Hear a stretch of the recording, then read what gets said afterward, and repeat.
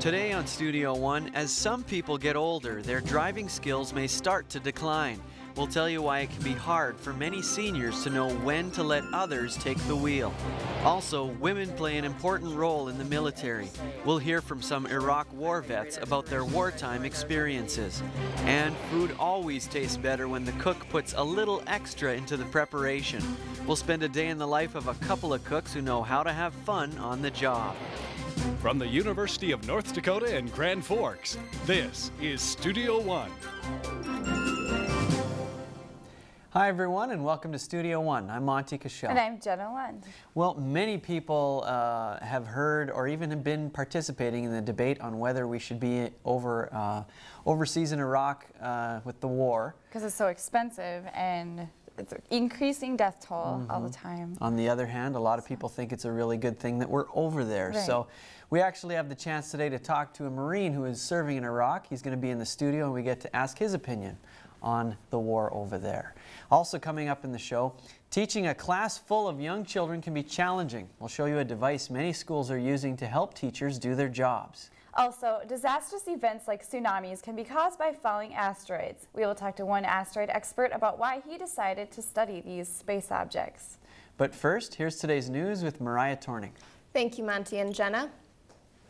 Progress has been made in the controversy surrounding the management of U.S. ports. The Middle Eastern company scheduled to take over the ports says it will turn over its operations to an American entity. The company said Thursday that it hopes the decision will help preserve the strong relationship between the United Arab Emirates and the U.S. The Senate Majority Leader and House Speaker notified Bush of the decision. The leaders also told the president they would have been able to stop the deal with the veto-proof majority. The 13-year-old New Jersey girl missing since Monday has been found. After vanishing on her way to school, she used her cell phone to text message her mother with a plea for help. Early Thursday morning, she called her parents and told them she thought she might be in Manhattan. She was found in New York City, where she told police she had been raped. 3 men are being questioned in New Jersey about the abduction and alleged rape. 2 recent roof collapses are bringing attention to the impact heavy snow has on buildings. In Germany, a roof collapsed, killing 15 people, and later 56 died in a collapse in Moscow. Heavy snow can have a destructive impact on buildings, but it isn't the only reason they collapse. These disasters are also due to poor design and maintenance. Roof collapses happen less often in the U.S. than in other countries. To keep a building safe, architects rely on building codes, but in many countries, engineers don't always abide by these regulations. People who are designing, they are not following the codes, you see. So in my way of thinking, the roof should not collapse due to snow load. Jareth says roofs in northern regions of the U.S. are designed to withstand the large weight of snow. Many companies are starting to put the squeeze on their employees who use tobacco. In the last few years, the cost of health care has increased drastically. To compensate for this, many companies have had to make serious changes. American Financial Group and the Pepsi Company are already charging or plan to charge smokers higher premiums for health care. These premiums range from $20 to $50 more per month.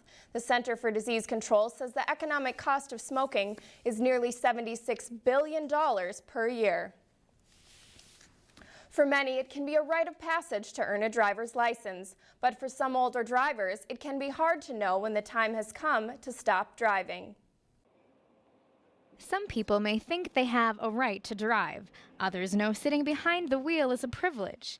And it can be hard for older drivers who realize it's time to hand over the keys for good. The decision, I told my daughter, I said, I think I'm going to, when the times my license expires, she says, Dad, I think you've done a smart thing. The process of renewing a driver's license can vary from state to state. Some allow drivers to mail in forms and others validate drivers for up to 6 years.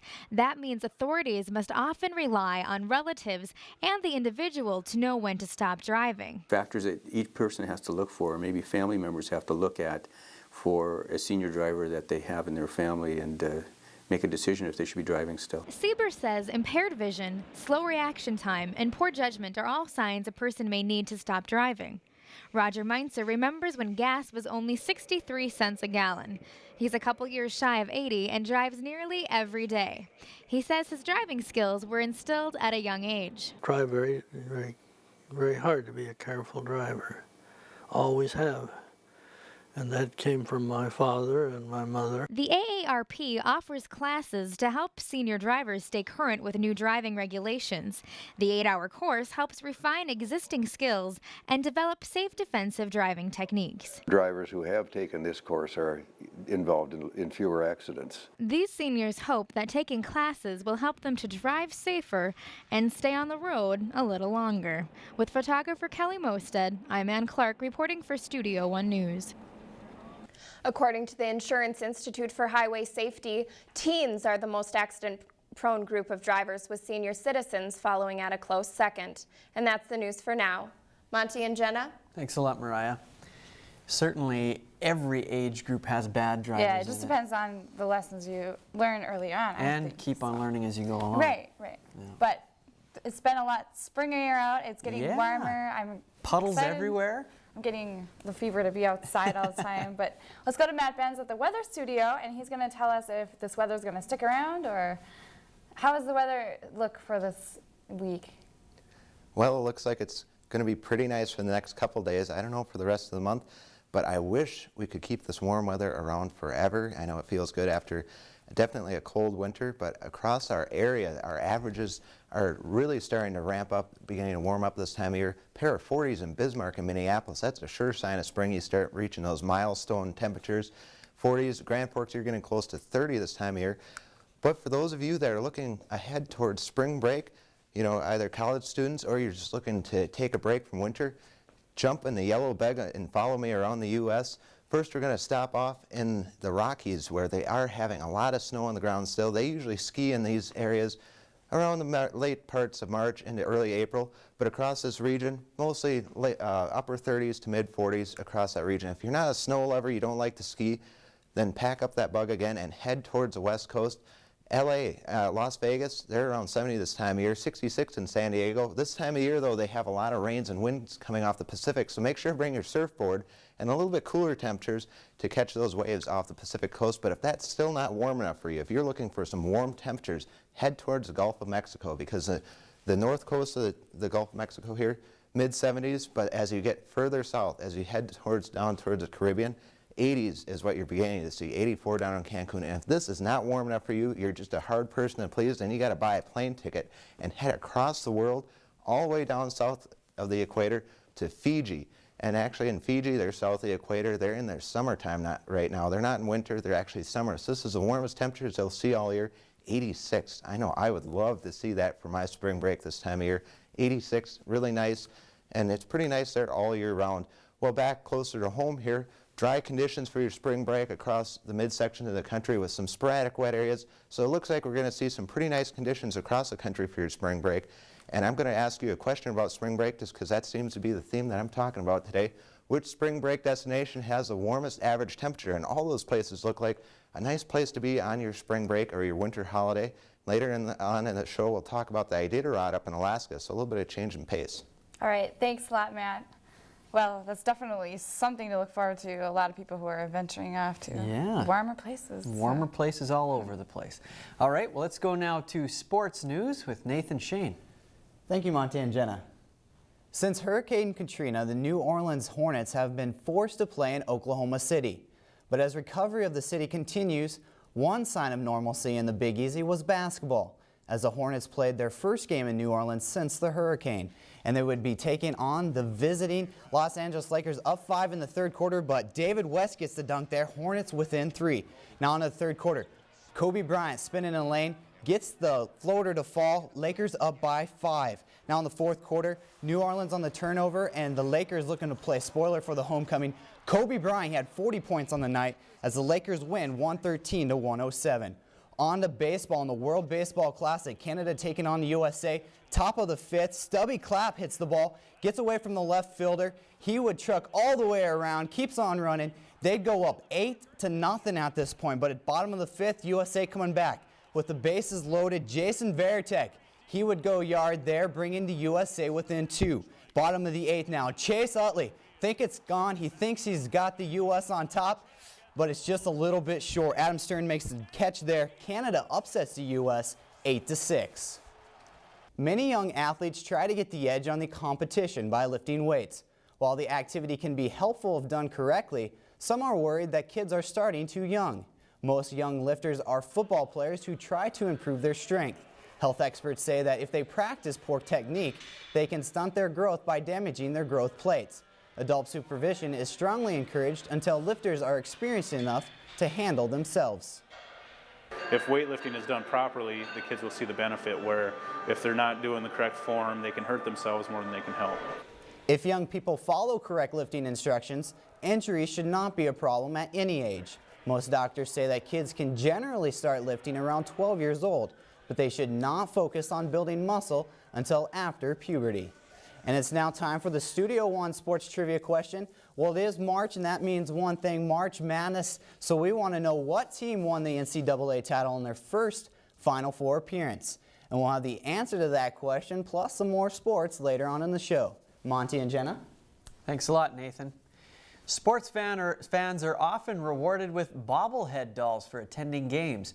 Later we'll show you a team that created a bobblehead that bears a striking resemblance to one infamous American.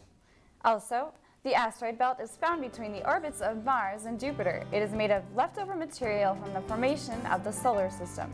Our next guest will share his experience in discovering his very own asteroids.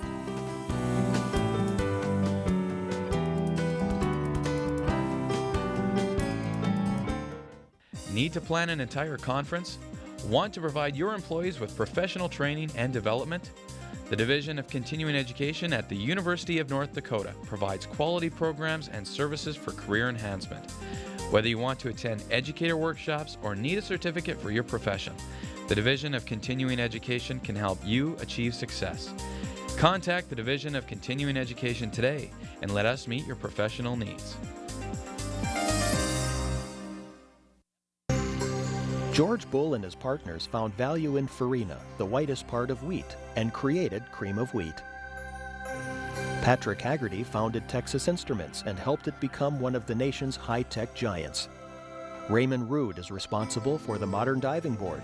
His diving boards have been used in every Olympic competition since 1960. Chris Moen and Marlene Schott launched their food company through the UND Entrepreneurship Program. Will yours be next? The University of North Dakota Alumni Association and Foundation, together with thousands of alumni and friends, are making a difference at UND. Thanks to generous private support, many students have experienced the rich history, tradition, and spirit of the University of North Dakota. UND alumni and friends understand the importance of education and are proud to be part of UND's growth and success. Learn how your gift to the UND Foundation can benefit you and your university. You can make a difference. Advance your career with a graduate business degree from the University of North Dakota. The graduate school at UND offers a variety of master's degrees that can help you stand out in the competitive business world. Our programs accommodate full-time students as well as working professionals. Our state-of-the-art facilities, dedicated faculty, and entrepreneurial training position graduates for careers as business leaders. Make your move towards a business leadership position.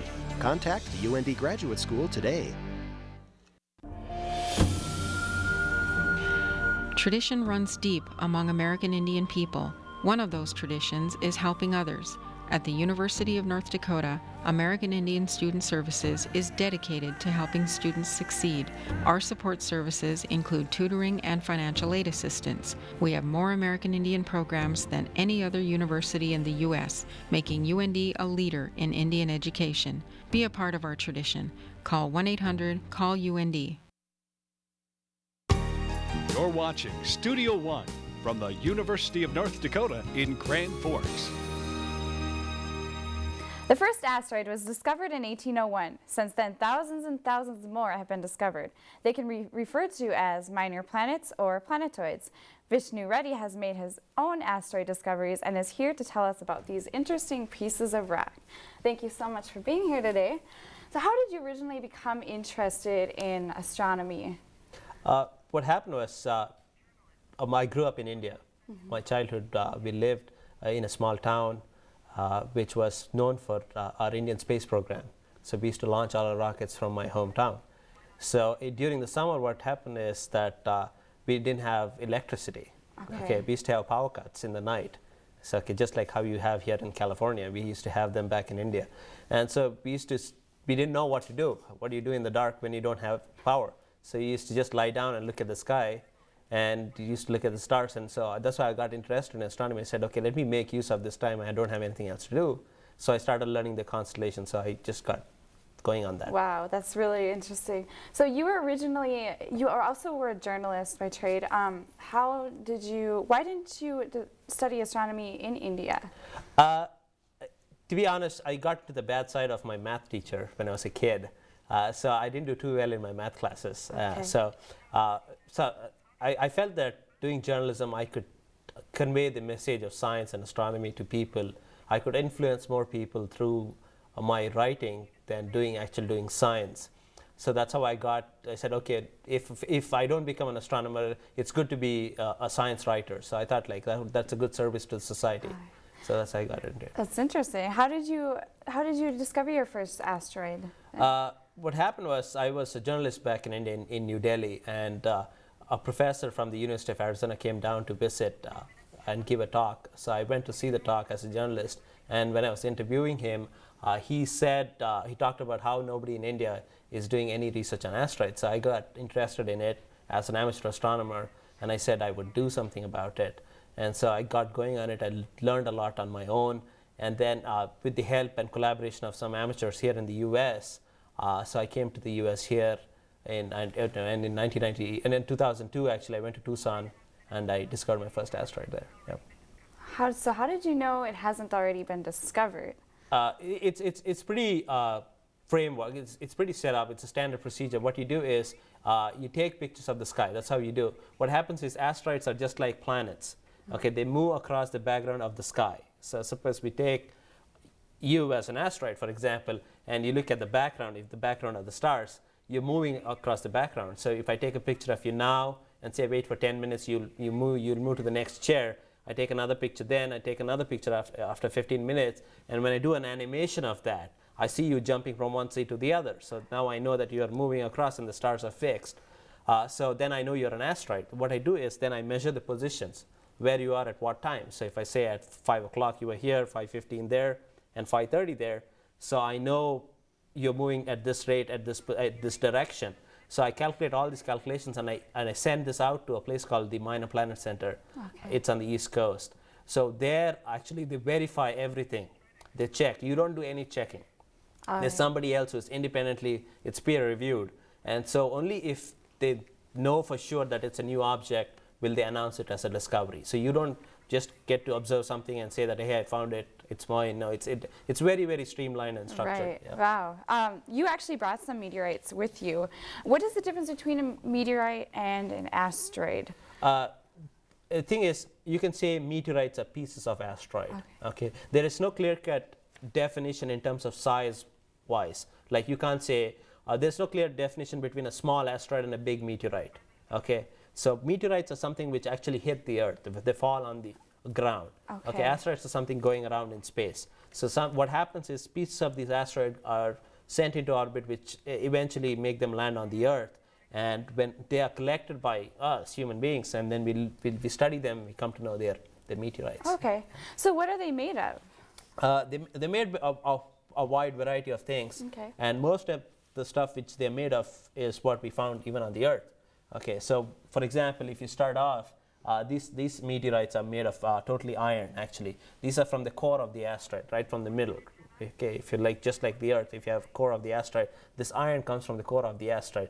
Now, to get this iron out of the asteroid, we need to break the asteroid apart. So these were the asteroid actually was destroyed. So this is from the core of the asteroid. Now, if you look at it here, this particular meteorite has orangish pieces embedded in metal. This is actually between the core and the mantle. The brown pieces you see are the pieces of mantle. Okay, and these are mostly chondrites. These are some of the most primitive objects in the solar system. All right. Like these are from like 4.5 billion years old, so they're pretty old stuff. Where do you hope that you've studied a lot of these, and where do you hope that these studies will actually take you? I don't know. My goal is to teach the importance of planetary science. What we're trying to do is that we're trying to learn what these are made of. So if something is going to come and hit us, so we'll know what is going to hit us at least, and we can find a way to stop them. So near-Earth asteroids can threaten the Earth. So in future, so we'll need to know what they're made of before they hit us, so we can decide whether to use a nuclear missile or whatever it is method we decide. So we need to know first what they're made of. Okay, well, thank you very much for being here today. It's very interesting stuff to cover. Sounds like a lot of research, so good luck in your future studies. Thank you. Coming up, military life is radically different from civilian life. Later, we'll talk with a man whose life changed drastically when he joined the Marines and was sent to Iraq. Also, there is something special about a good country-cooked meal. Next, we'll meet some chefs whose cooking and musical tastes come together in perfect harmony.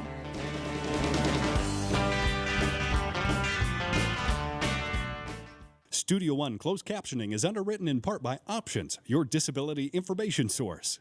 Earn a degree in engineering while you continue to work. The University of North Dakota's Distance Engineering degree program offers the only ABET accredited undergraduate degree program at a distance. Instructors and classes are delivered to you through online lectures and condensed on-campus laboratories. It's convenient, it's flexible, and it's a quality education. UND Continuing Education and the School of Engineering and Mines, teaming up to bring quality education to your door. Wall Street has come to the prairie through the A. Kirk Lanterman Investment Center at the University of North Dakota. This state-of-the-art facility in the College of Business and Public Administration provides hands-on experience in the world of modern finance. Students learn how financial markets react with lightning quickness to world events. They use cutting-edge technology and real-time data from more than 200 financial markets around the world. The Lanterman Investment Center provides the tools to make a career out of an education. There are many things to be found at the University of North Dakota School of Law. You will find a place with small class settings, an affordable place that offers student interaction with both the state and federal court systems. You will find a school that has averaged over 90% placement for its graduates the past 5 years. But most importantly, you will find the skills and experience you'll need throughout your legal career. Find your future at the University of North Dakota School of Law. Explore the educational opportunities available through the Division of Continuing Education at the University of North Dakota. With just one phone call or a click of the mouse, you'll find high-quality programs designed for today's adults. We have a large selection of continuing education courses that are available at a time and place that's convenient for you. Discover a world of learning through the Division of Continuing Education at the University of North Dakota. Gwinnett County, Georgia is not well known for its hockey, but you may have heard of a certain bride-to-be from that same county that never made it to her wedding day. The Gladiators are a minor league hockey team that is using this bride's fame to draw a crowd. Upon paying admission, the first 1,000 Gladiator fans received a runaway bride bobblehead. Despite a resemblance, the team will not say the bobblehead is Jennifer Wilbanks. Wilbanks is the Duluth woman who faked her own kidnapping days before her wedding. Team members say the toy is meant to be a unique promotion and is not to be taken seriously. I know it hits some gray areas there, but every now and then you got to kind of step out on the line, and I think it's a great promotion. I think we'll have fun with it. The bobblehead features a bouquet in one hand, a bus ticket in the other, and running shoes that read adios. Now it's time to take a look at the events happening in your area.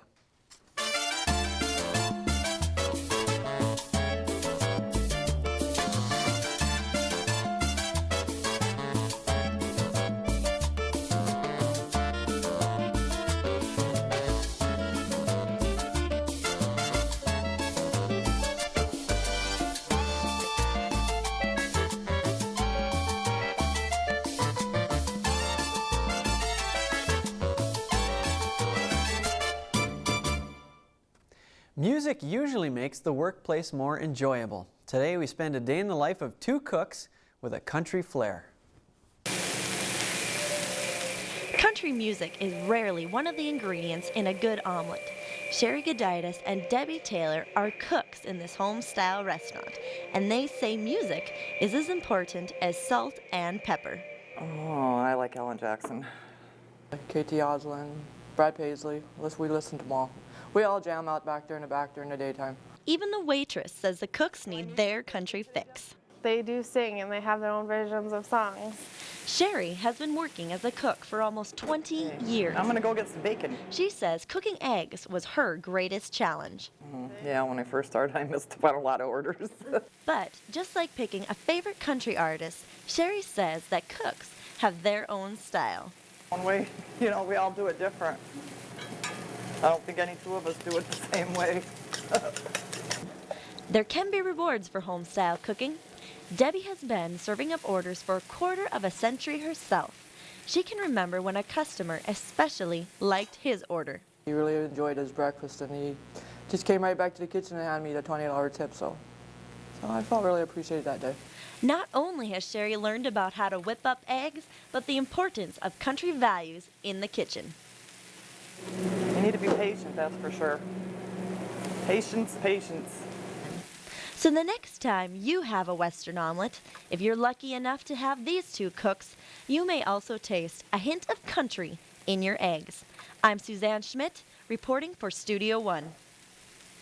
Sherry says she was surprised when she first started at the restaurant. She thought her job was going to be a dishwasher.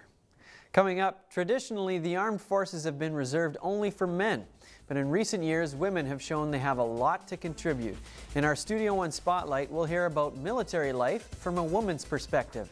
That's story plus news, sports, and weather in the next half hour of Studio One.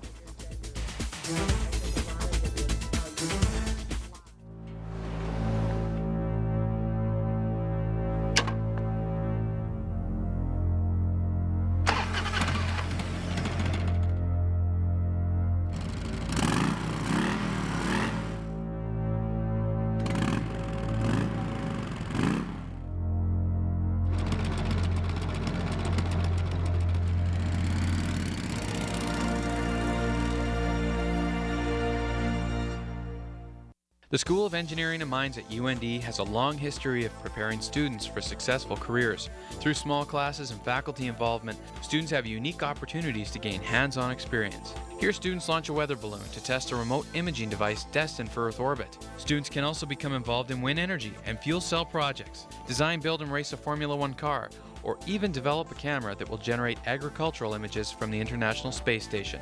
Find out for yourself how you can get involved at UND School of Engineering and Mines. Do you need a flexible way to earn your degree? The University of North Dakota's Degrees After Hours program is designed to work around your full-time schedule. Whether you've got a family, a full-time job, or both, the Degrees After Hours program offers you flexible alternatives. You can earn a degree or take courses online through video conferencing and in the evenings or on weekends. UND's Degrees After Hours program fits your needs, your schedule, and your goals.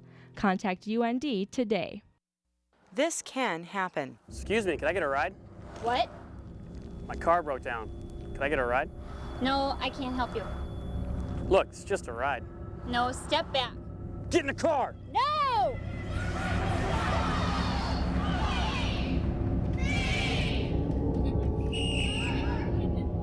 Women can defend themselves. To learn more about Impact U or to enroll in a class, call the UND Women's Center. From the University of North Dakota in Grand Forks, this is Studio One. Welcome back to Studio One. Thanks for joining us today. Well, there are many, many, many people who have encountered some form of identity theft. Yeah, well, you use your social security number someplace and you never know who could pick it up. Right, and especially with the rise of technology and it's just filling out a check at the grocery store. I mean, it's taking a risk these days. Yes. But we actually went out on the streets to ask other people what they thought, if they were like at risk for identity theft or what their opinion was about it. So that should be interesting. Okay, well, we'll look forward to those answers. And coming up in the next 30 minutes on Studio One, we will also talk about a noisy classroom can make learning difficult. We'll tell you about a tool many schools are using to help teachers make their voices heard. Also, thousands of U.S. soldiers are deployed in Iraq, and many of them are women.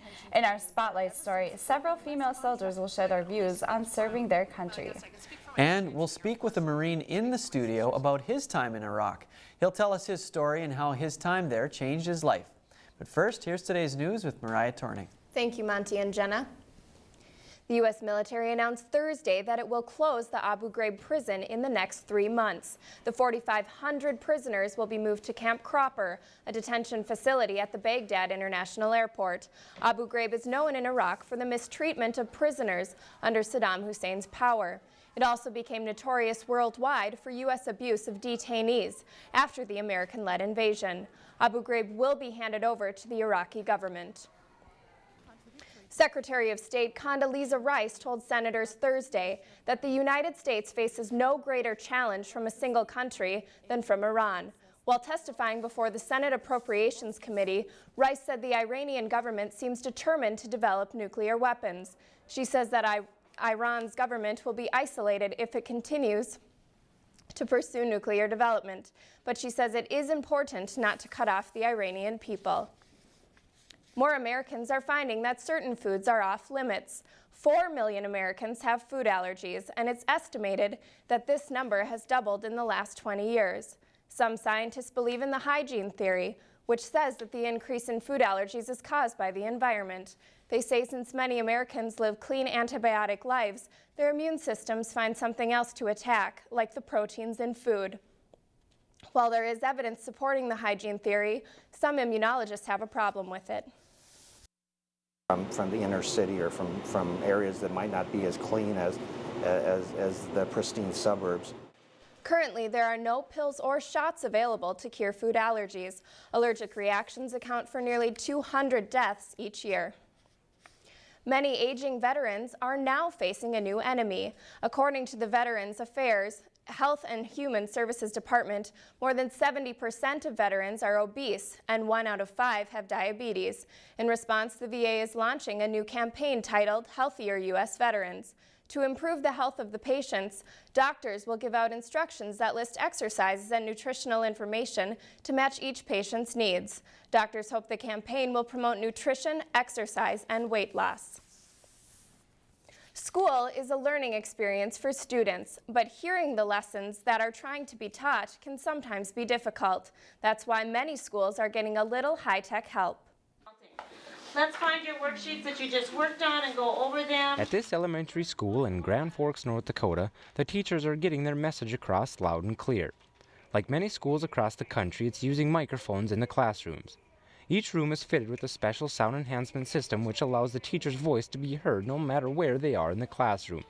The entire system consists of a microphone, a transmitter, and speakers located in the ceiling. The system, as it is right now, it has 5 speakers in there, and that's to eliminate any spots where kids wouldn't possibly hear. So it should be global throughout the classroom. The system helps raise the teacher's voice over the classroom noise. So I'll partner you up and you can... Many students notice the difference. You can hear the teacher a lot better. I like it because it's a lot louder. But many kids aren't the only ones reaping the benefits of the systems. I think at the end of the day, I'm a much more relaxed person because I've used the sound system and I haven't had to push my voice. But many schools are pushing these sound systems. Some are even requiring them for new schools.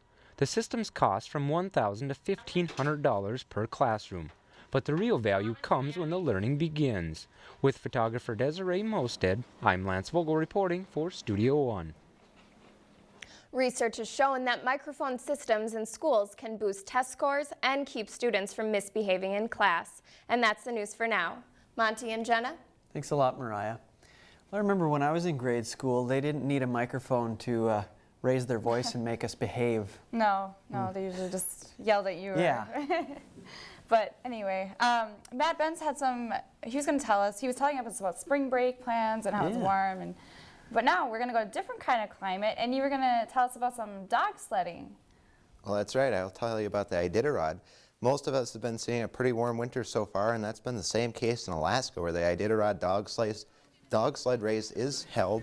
And they actually were affected by the weather because they had to move the race 30 miles to the north, because they had to find some snow to start off the race for those dogs to get started. And it looks like those dogs are ready to go to take off. The 1,100-mile race usually takes them about 9 days to complete, and a race from southern Alaska up to Nome, Alaska, commemorates the 1925 voyage of some dog sledders that took some much needed medicine from the southern part of the state here all the way up to Nome, Alaska, where they're having an endemic. But as they do move further to the north, they're running into more snowfall, so that's the good news. And they're hoping for a little bit cooler temperatures and some more snowfall as they do move towards the north. Well, snow can play a crucial role in day-to-day life, and that includes dog sled races, but understanding what it is made up of can be very important to researchers as well as everyday people. Every winter, mountains of snow leave many people anxious for spring. Along with spring, there's always the possibility of a flood. The amount of snow is not the only thing that leads to flooding. If you have a lot of light, fluffy snow, that'll melt down to a little less water, so that would lead to less floodings. Meteorologists can predict the amount of water in the snow by taking a snow core and melting it down. These researchers at the Grand Forks National Weather Service try to take a sample every day. The condition of the ground beneath the snow also plays a role in flooding. Deep snowpack, and that'll basically lead to less frost depths, and it'll be easier for that ground to thaw out and absorb more of the water. So it's kind of a good thing as far as flooding goes. Next time there is a lot of snow in a winter season, do not first assume there will be a lot of flooding in the spring. Factors such as snow density and ground frost also play a part. With photographer Nikki Morrell, I'm Kira Dordahl, reporting for Studio One. Snow core samples must be taken far away from buildings and trees to ensure that your snow depth is accurate. Earlier in the show I asked you which one of these places would be the warmest temperatures, which ones would see the warmest temperatures this time of year, and your answer is Honolulu, Hawaii. Their average temperature this time of year is 81. They're followed closely by Fort Lauderdale and Daytona Beach. And just because it's a little bit cooler in Atlantic City doesn't mean I wouldn't take that temperature on the beach. I know it's a lot warmer than what it is around here. So that's where you should go on spring break. All right, thanks a lot, Matt. I'd really like to go to Hawaii. Hawaii sounds good. Yeah, let's go right now. Yeah, okay, let's jump on a plane and go. Nathan Shane is next with sports. Nathan, you want to join us in Hawaii? Yeah, you booked the plan. All I'll right, be there. Let's go. Thank you, Monty and Jenna. High school students are constantly busy balancing school, work, and other activities. But when the day ends for most students, one athlete's training is just getting started. In a different type of classroom, 16-year-old Laura Evanstead is learning a very different set of skills. Laura is a gymnast and has been since she was 3 years old. I was just climbing and jumping all over everything possible. And although it started off as her parents' way of releasing her excess energy, gymnastics has become something that she's very good at. But in order for Laura to reach the top level in gymnastics, she's had to train year-round and be extremely dedicated. She trains about 14 hours a week, plus she does dance on the outside and is in other activities also. To be a serious gymnast, Laura says motivation is key, and if you aren't motivated, you will burn out fast. She says eventually all of those hours of training will pay off, and it paid off big for Laura. She was third on floor last year and then 26th all around, so if she hits at nationals, she'll be in the top 10. And even though she has high potential and a high national ranking to match, her dreams do not include competing in the Olympics. However, she does have big plans for her athletic and academic future. At this point, I think I really just want to get a college scholarship to do gymnastics. But until then, Laura will continue to balance school and other activities so she can train hard and reach her ultimate goal. This is Rachel Cutcliffe reporting for Studio One Sports. Gymnastics has recently become a popular activity for children because it is a great foundation for other sports and it allows every athlete to participate.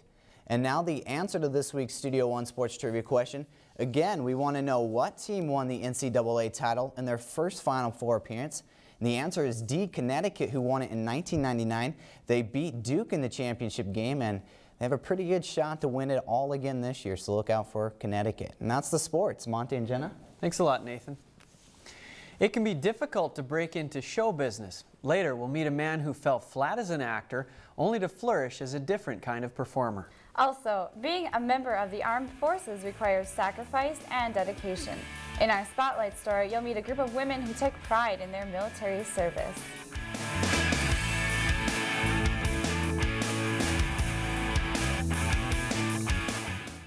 When you graduate from college, what will you be able to offer an employer? Well, I'm a really good people person. I really love working with people. I'm very, very motivated. I'm a great people person. I am really motivated. Offer an employer something more. At the University of North Dakota Career Services Center, we can help you get the competitive edge you need. Stop in or check us out, UND Career Services, empowering students to realize their dreams. Did I mention I'm great with people? The University of North Dakota College of Business and Public Administration offers real degrees for real people. Our nationally recognized faculty can help you earn a master's degree in business through evening classes. Taking these evening classes were very convenient for me, and that's how I was able to complete the program. We offer degrees for people who work, raise families, and lead busy lives. The UND College of Business and Public Administration, real degrees for real people. The School of Engineering and Mines at UND offers students exceptional learning opportunities. Undergraduates are helping faculty design and build unmanned aerial vehicles to test remote imaging devices. They're also converting wind energy into hydrogen. Geological science students are contributing to environmental research. Extracurricular activities include designing, building, and racing a fuel cell car. Make the most of your college experience at UND's School of Engineering and Mines.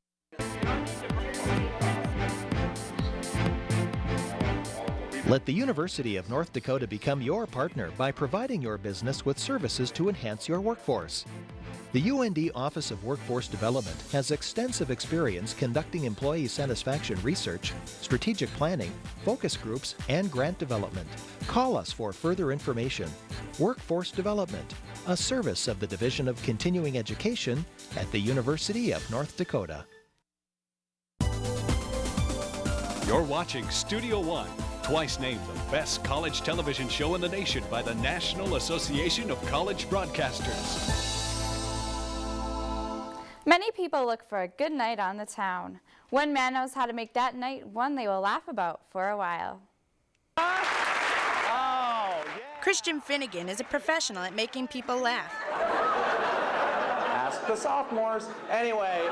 He first went to school to become an actor. That didn't work, so he started studying to become a playwright. He found he had little patience for writing as well. The answer was a job where he could apply both.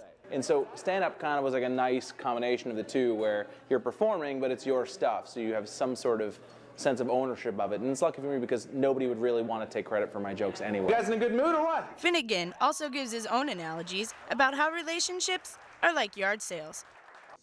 They look really fun from a few hundred feet away, but when you get up close, you realize it's just a bunch of crap you don't need. Some of his fans wouldn't mind starting a relationship with him. It's kind of cute. That doesn't hurt. And funny. Not at all bad. Others just wanted to see him perform on stage. Funny on Chappelle's show. I saw him on there, best week ever. Hilarious. Finnegan is always willing to give advice on how to make the perfect joke. You come up with like the kernel of something that's funny. Sometimes you'll think of something funny and you'll work backwards from there. You'll be like, oh, that's a really funny idea or a funny line. Now, what's a joke? What's a context in which you would say that? Finnegan was able to find a way to use his skills and passion to make others happy. With photographer Gina Kalemi, this is Jesse Weber reporting for Studio One. Finnegan was ranked number 19 on Comedy Central's Top 25 of 2005. He has appeared on television programs, including Chappelle's Show. It's becoming more convenient for people to pay their bills with tools such as telephone services and the internet. Although many companies are trying to make it easier for customers, the safety of their identities is becoming more of a concern. We wanted your thoughts on the safety of your identity. Hopefully the businesses are taking extra measures against people who know so much about computers.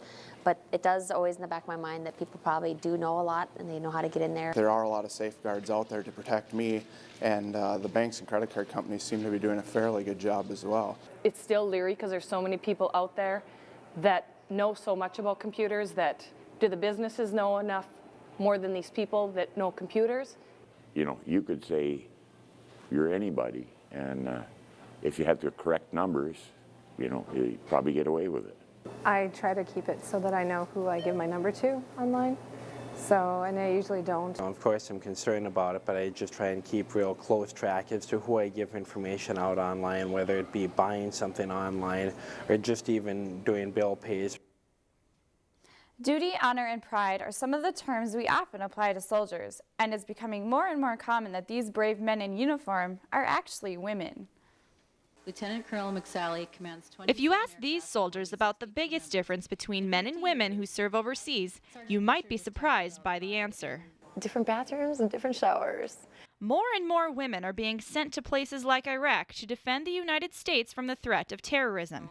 This panel at the University of North Dakota believes that serving their country has little to do with gender differences. I don't think that typically, in my experience, it's a matter of what your gender is.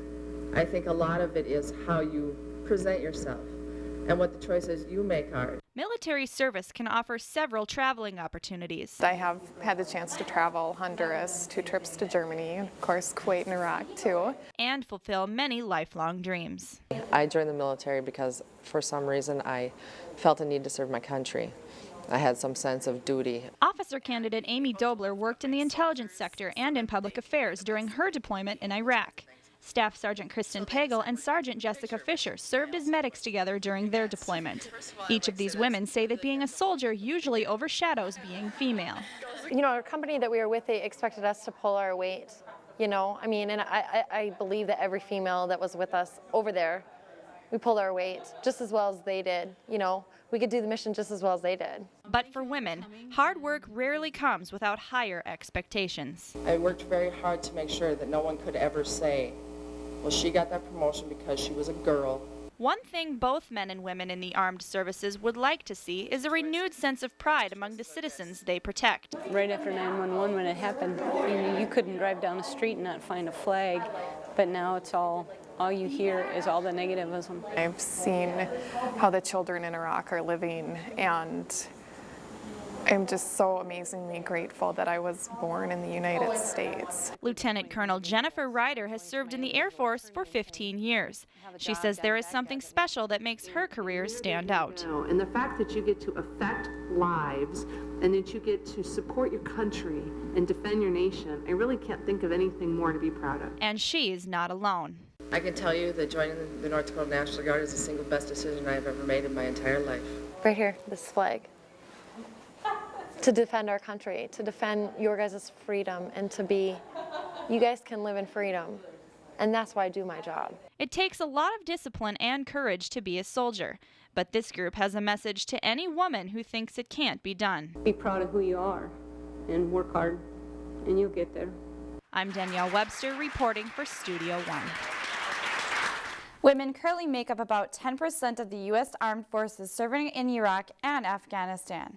Coming up, transitions in life can be difficult. For some, changes can be life-altering. Next, we'll talk to a Marine whose time in Iraq shaped the rest of his days.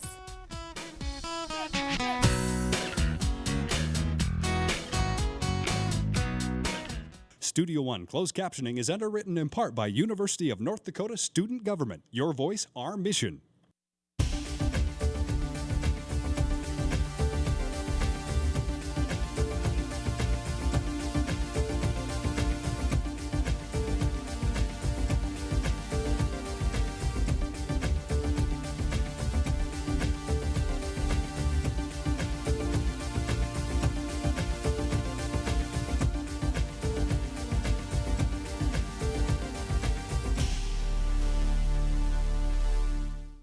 The College of Business and Public Administration at the University of North Dakota is proud to announce the Page Family Marketing Center. A gift from alumni Greg and Cindy Page, this center promises real-world experiences as students begin careers in marketing. The center includes a specially designed conference room for focus group research. An adjacent lab offers real-time access to software and data for marketing decisions. The Page Family Marketing Center, your next step in marketing. Tradition runs deep among American Indian people. One of those traditions is helping others. At the University of North Dakota, American Indian Student Services is dedicated to helping students succeed. Our support services include tutoring and financial aid assistance. We have more American Indian programs than any other university in the U.S., making UND a leader in Indian education. Be a part of our tradition. Call 1-800-CALL-UND. Earn a degree in engineering while you continue to work. The University of North Dakota's Distance Engineering degree program offers the only ABET accredited undergraduate degree program at a distance. Instructors and classes are delivered to you through online lectures and condensed on-campus laboratories. It's convenient, it's flexible, and it's a quality education. UND Continuing Education and the School of Engineering and Mines, teaming up to bring quality education to your door. No matter what your schedule, no matter when you work, no matter what job you have now, this is your opportunity to accomplish your goals. Degrees After Hours at the University of North Dakota can work around your busy schedule. Bachelor and master's degrees are earned through convenient, flexible, and high-quality classes. Complete degrees are available online through correspondence study and on weekends and evenings. Earn a degree on your terms with Degrees After Hours at the University of North Dakota.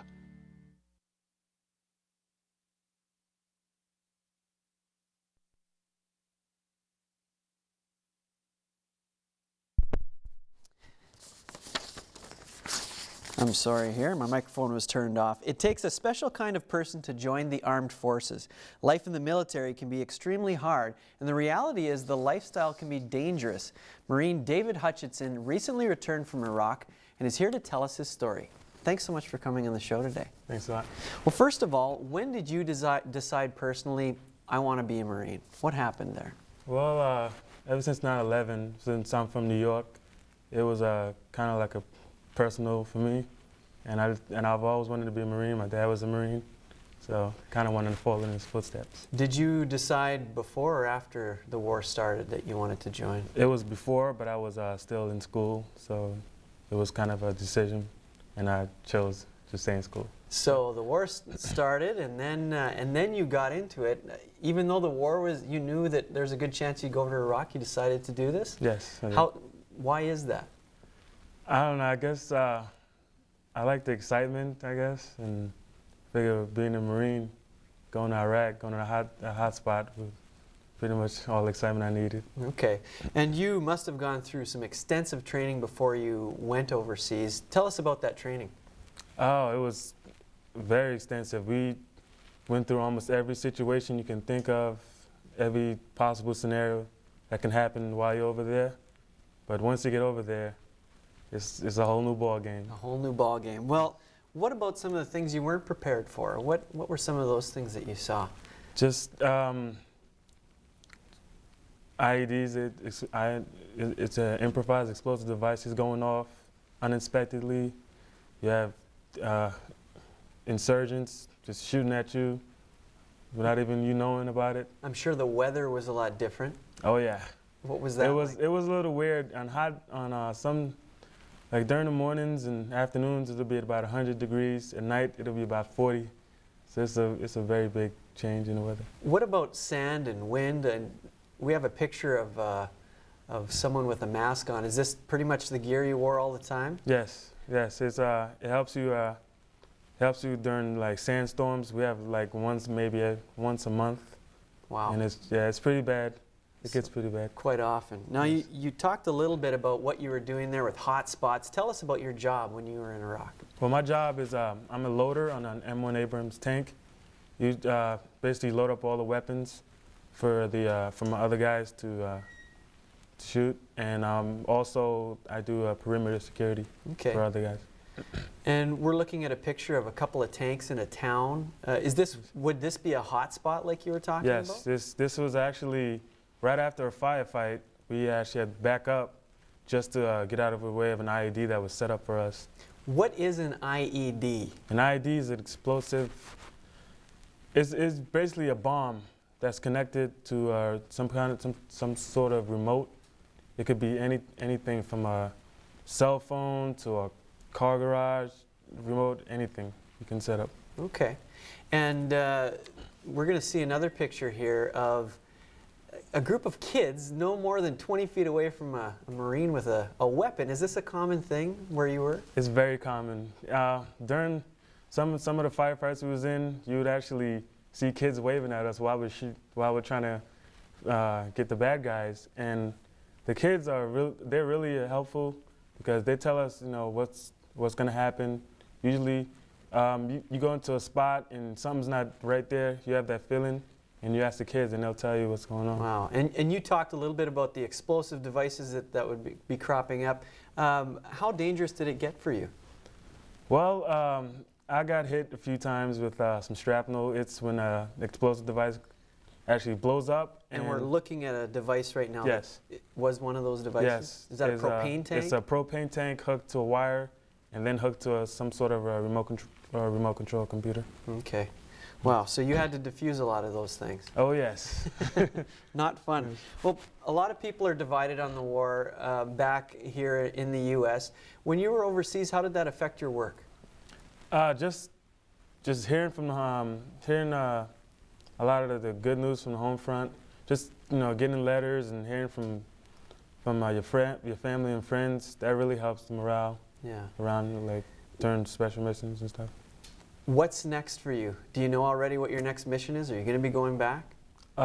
Maybe, I don't know yet, but most likely, yeah. We're trying to help them, you know, get their democracy back up and all that.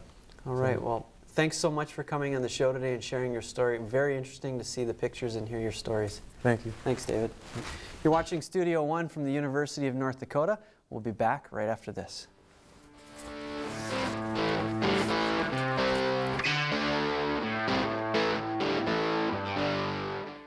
The UND College of Business and Public Administration is reaching out to rural America. The Government Rural Outreach Initiative is working to connect North Dakota veterans with important information. North Dakota veterans can use the internet to access employment and business resources, health and benefits they deserve, housing information, and much more. The Government Rural Outreach Initiative is funded in part by the North Dakota Congressional Delegation. North Dakota veterans and their families can get connected by visiting go.ndgrow.com. Become a leader in healthcare with a graduate degree from the University of North Dakota. The Graduate School at UND offers degree programs and advanced practice certificate programs in the allied health professions and nursing. Our faculty give you the individual attention you need to help you attain your career goals. Distance programs for practicing professionals allow you to pursue graduate studies without interrupting your career. Contact the UND Graduate School today.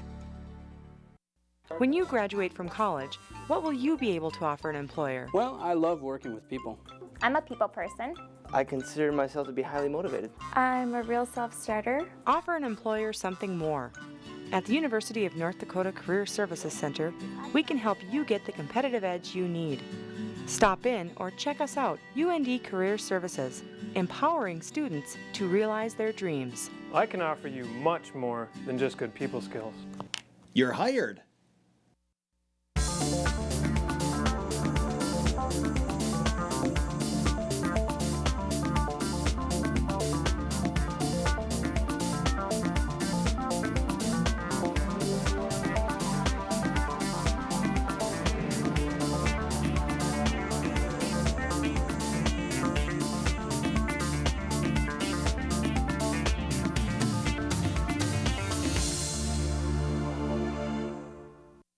This can happen. Excuse me, can I get a ride? What? My car broke down. Can I get a ride? No, I can't help you. Look, it's just a ride. No, step back. Get in the car! No!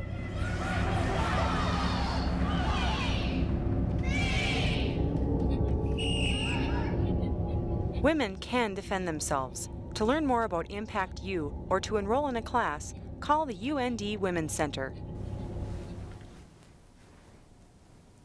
Tune in next week on Studio One. Dancing is an integral part of any culture. We'll have a story of dancers who introduce their culture to one very different from their own. Plus, we'll have other news and entertainment stories for you. We're going to leave you now with a preview of those dancers from an event called the Feast of Nations. From all of us here at Studio One, have a great week.